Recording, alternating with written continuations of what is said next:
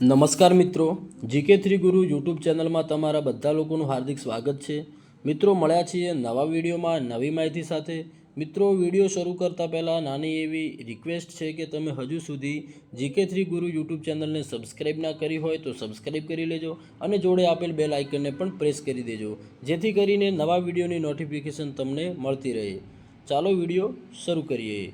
મિત્રો આજના આ વિડીયોમાં આપણે ચર્ચા કરવાના છીએ કે તારીખ 29/12/2024ના રોજ લેવાયેલ જીએસઆરટીસી કંડક્ટરની પરીક્ષાનું અંદાજિત મેરિટ કેટલું રહેશે તેના વિશે આપણે આ વિડીયોમાં ચર્ચા કરવાના છીએ। મિત્રો આ અંદાજિત મેરિટ હું માત્ર ને માત્ર મારા અંદાજ પ્રમાણે આપું છું।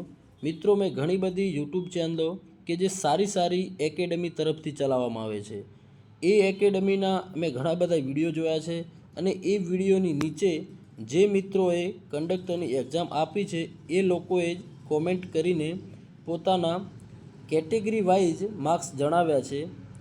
અલગ અલગ કેટેગરી મુજબ લગભગ 500 જેટલા ઉમેદવારોએ કોમેન્ટ કરીને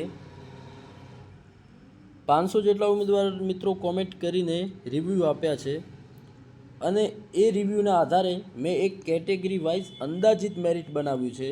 મિત્રો આ કોઈ રિયલ મેરિટ નથી, આને કોઈ રિયલ મેરિટ ગણવાનું નથી। મેં ખાલી અંદાજિત મારા રિવ્યૂ પ્રમાણે મેં મેરિટ લિસ્ટ બનાવ્યું છે, બરાબર। તો મિત્રો આપણે સૌ પ્રથમ વાત કરવાના છીએ જનરલ કેટેગરીની, કે જનરલ કેટેગરીમાં એમાં પણ મેલ કેટેગરીનું 65 થી 70ની વચ્ચે રહી શકે છે। આમાં પ્લસ માઇનસ 5 માર્ક્સ રહી શકે છે। જનરલ કેટેગરીમાં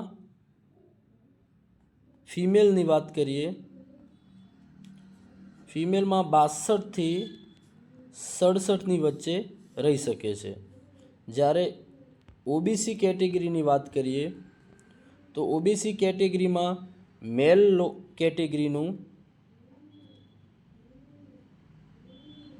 કેટેગરીનું 62 થી 67ની વચ્ચે રહી શકે છે।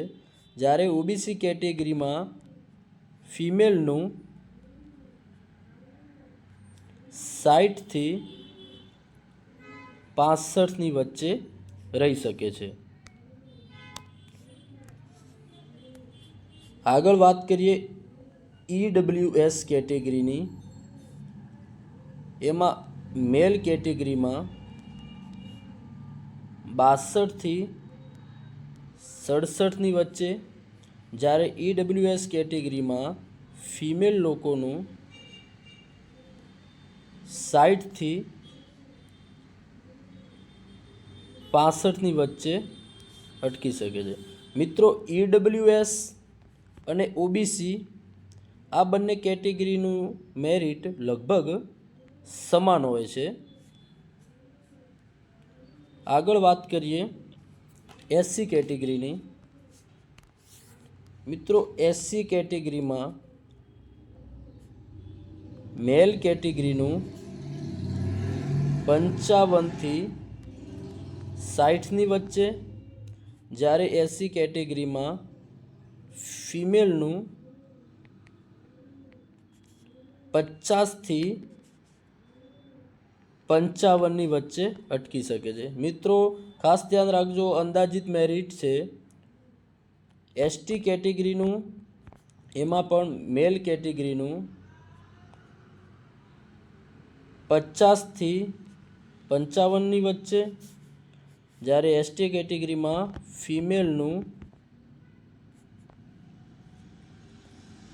45 થી 50ની વચ્ચે અટકી શકે છે।